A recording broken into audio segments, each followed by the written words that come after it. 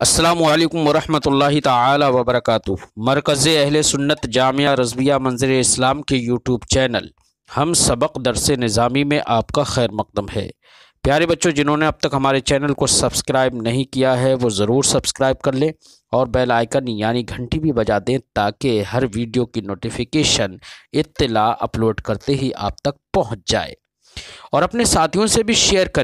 Share کرنا نہ بھولیں تاکہ ان کو بھی فائدہ حاصل کرنے کا موقع ملے، اور بات پسند آئے تو لائک بھی کیا کریں اور اپنے قلبی تأثر کو ضرور کمنٹ کر کے بتائیں۔ بسم اللہ الرحمن الرحیم۔ باب ما جاء فی مسح الرأس انہ یبدأ بمقدم الرأس الى مؤخری۔ یہ باب ہے اس حدیث کے بیان میں جو اس سلسلے میں آئی ہے کہ سر کا مسح کرنے میں سر کے اگلے حصے سے آغاز کیا جائے اور سر کے پچھلے حصے تک مسح کر کے جایا جائے۔ اس تعلق سے ہم آپ کو بتا دیں، ایک حدیث، اس طرح کی روایتیں بھی ہیں، اس طرح کی حدیثیں بھی ہیں جن سے یہ معلوم ہوتا ہے کہ جب آدمی وضو کرنے میں سر کا مسح کرے گا تو سر کا مسح اس طور سے کرے گا کہ وہ اگلے حصے سے جہاں سے عادتاً بال اگتے ہیں سر کے، وہاں سے مسح کرنے کا آغاز کرے گا اور ہاتھوں کو کھینچ کر پیچھے لے جائے گا، پھر پیچھے سے آگے کے لیے لے کر آئے گا۔ یہی طریقہ تمام ائمہ اور فقہا کے نزدیک راجح ہے، اور ایک آدھ روایت ایسی بھی ہے جس روایت میں یہ ہے کہ مسح کرنے کا آغاز پیچھے سے کرے گا، پیچھے سے آگے کے لیے لے کر آئے گا۔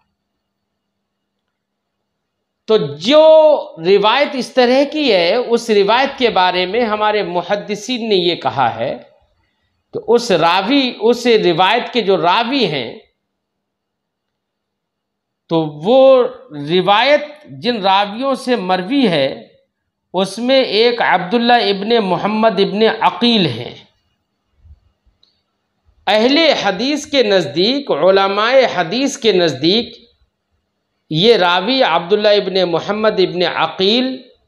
جن سے یہ حدیث مروی ہے تو وہ سند میں موجود ہیں۔ اہل حدیث نے، ائمہ حدیث نے ان کو کامل ضبط والا اور حفظ تام والا نہیں مانا ہے۔ اس لحاظ سے مسح کرنے پر جو حدیث مسح کے بارے میں یہ بتاتی ہے کہ آغاز مسح کا پیچھے سے کر کے پیچھے سے کیا جائے، وہ اس حدیث کے مقابل وہ حدیث راجح ہیں جن حدیث میں یہ ہے کہ مسح کرنے میں آغاز آگے سے پیچھے کے لیے کیا جائے۔ اس لیے تمام ائمہ اس بات پر تو متفق ہیں کہ سنت مسح رأس میں یہی ہے کہ اگلے سے پیچھے کے لیے مسح کیا جائے، آغاز مقدم رأس سے کیا جائے، سر کے اگلے حصے سے کیا جائے۔ سب کے نزدیک یہی سنت ہے، کیونکہ اسی بات پر دلالت کرنے والی جو احادیث ہیں وہ راجح ہیں۔ ہاں، مسح کرنے کے طریقوں میں اختلاف ہے۔ کسی نے کہا کہ مسح اس طریقے سے کرے کہ آگے سے پیچھے کے لیے پورے سر کو استیعاب کر کے گھیر کر اپنے ہاتھوں سے چلا جائے۔ کسی نے یہ کہا کہ اگلے حصے سے شروع کرے اور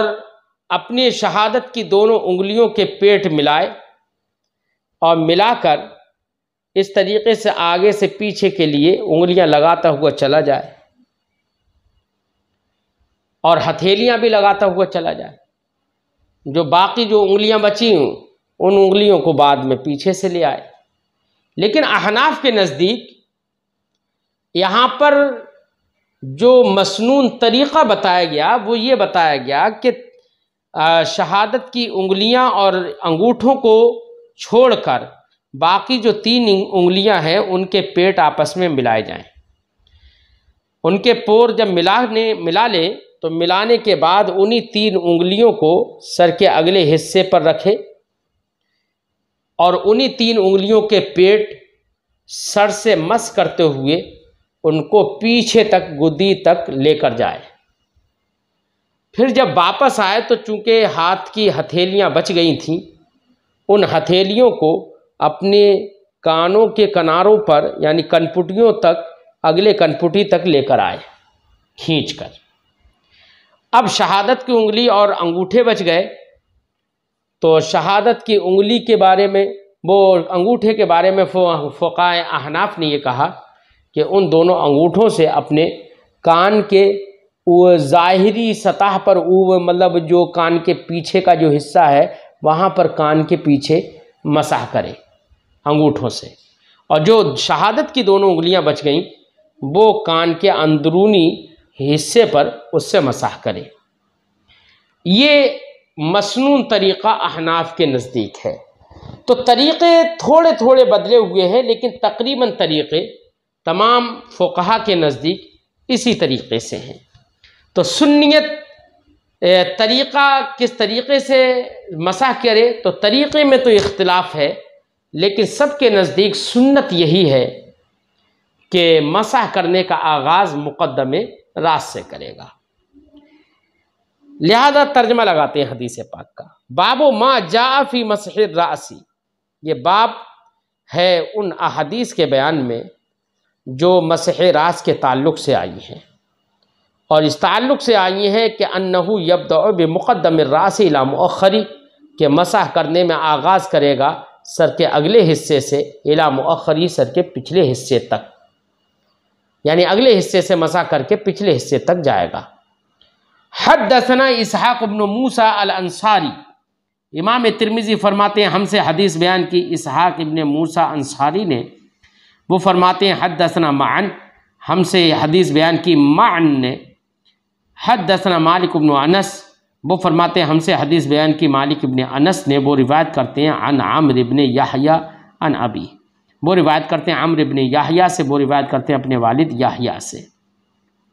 عن عبداللہ ابن زید، وہ روایت کرتے ہیں عبداللہ ابن زید سے،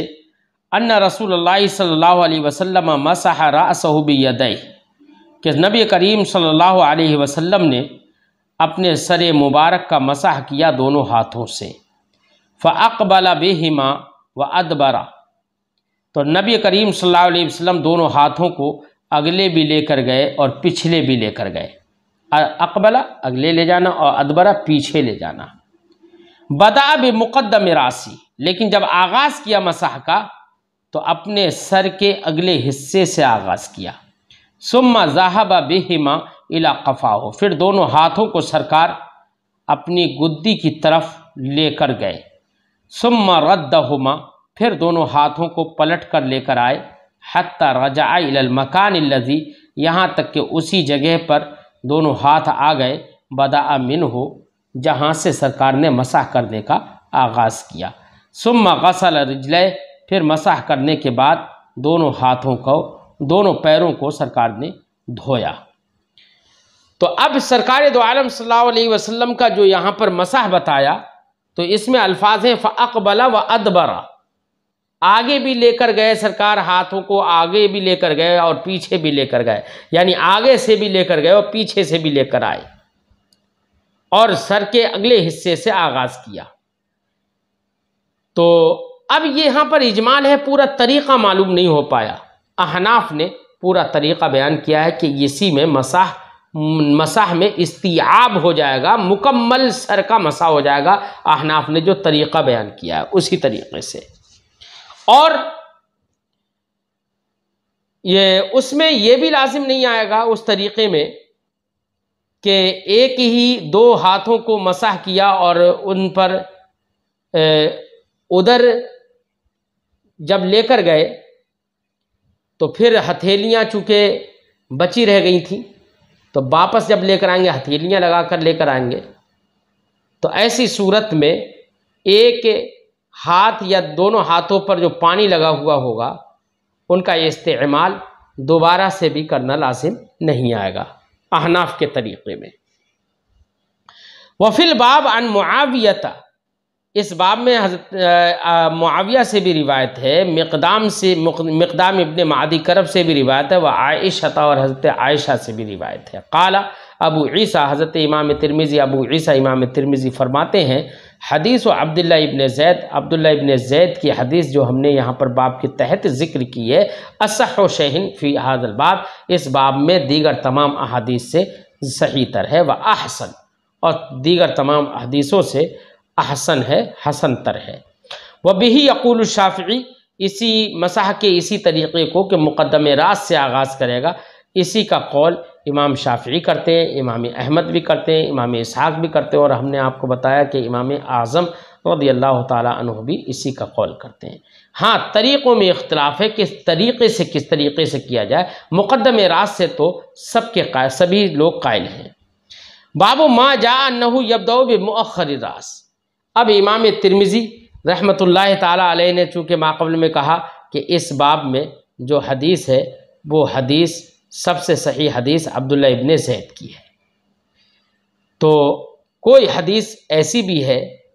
کہ جس کے ذریعے سے یہ معلوم ہو کہ مؤخر راس سے یعنی سر کے پچھلے حصے سے مسح کرنے کا آغاز کرے، تو امام ترمذی وہ حدیث بھی ذکر کرتے ہیں اس باب کے تحت۔ فرماتے ہیں باب ما جاء انہ یبدأ بمؤخر الراس، یہ باب ہے اس کے بیان میں کہ جو اس سلسلے میں آئی ہے حدیث کہ آغاز مسح کا مؤخر راس سے کرے گا، سر کے پچھلے حصے سے کرے گا، اس بارے میں حدیث آئی ہے۔ میں نے آپ کو پہلے ہی بتا دیا کہ یہ حدیث جن راویوں سے مروی ہے ان راویوں میں ایک عبداللہ ابن محمد ابن عقیل راوی ہیں، جن کو اہل حدیث یا علم اور محدثین نے، حدیث کے علماء نے، محدثین نے ان کو ضعیف اور کمزور قرار دیا، یعنی ان کو تام الحفظ قرار نہیں دیا، جبکہ اوپر جو حدیث گزری، جو عبداللہ ابن زید کی حدیث گزری، وہ حدیث ایسی ہے کہ عبداللہ ابن زید سب محدثین کے نزدیک حافظ ہیں، تام الضبط ہیں، اس لیے عبداللہ ابن زید کی حدیث کو ترجیح دیتے ہوئے ہمارے تمام فقہا نے اسی کا قول کیا کہ مسح کا آغاز مقدم راس سے کرے گا۔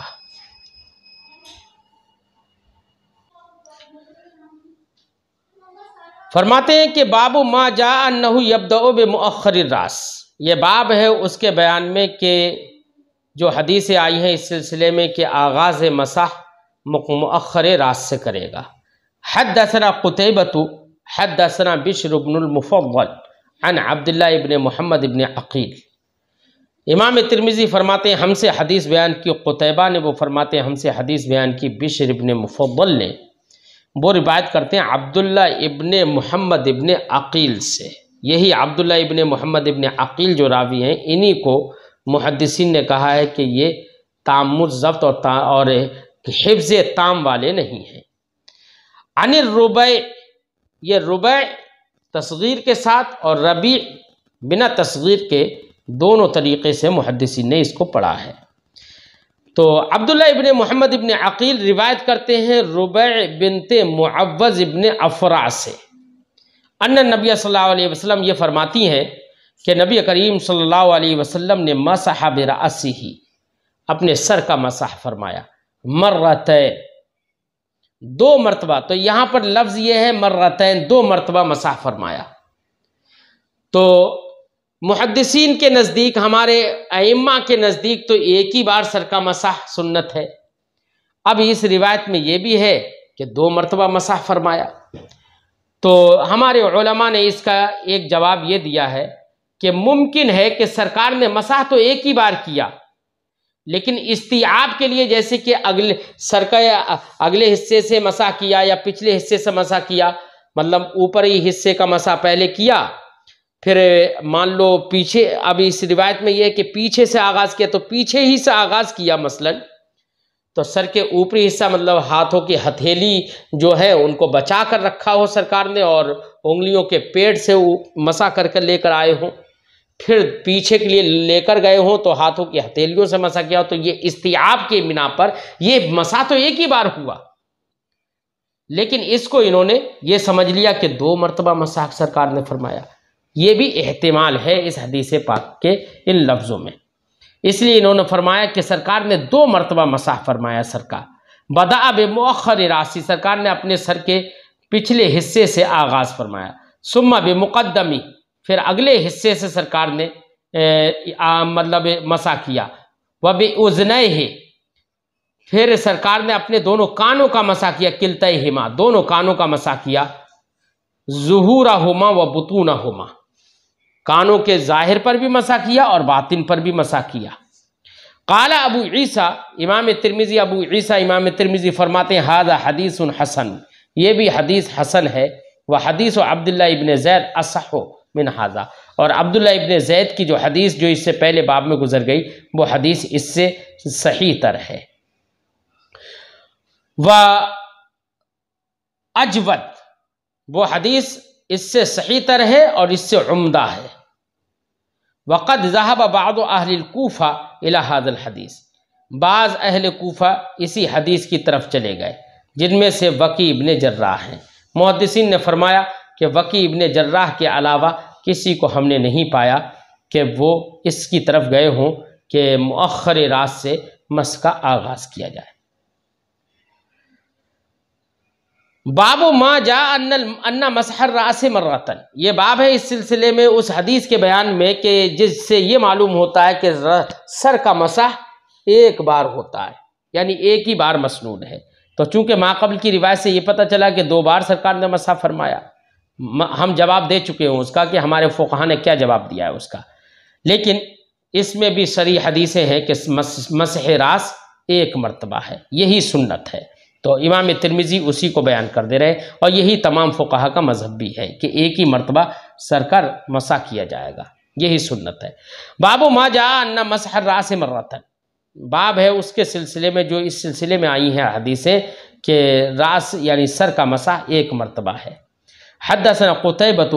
حدثنا بکر بن مضر عن ابن عجلان عن عبداللہ ابن محمد ابن عقیل،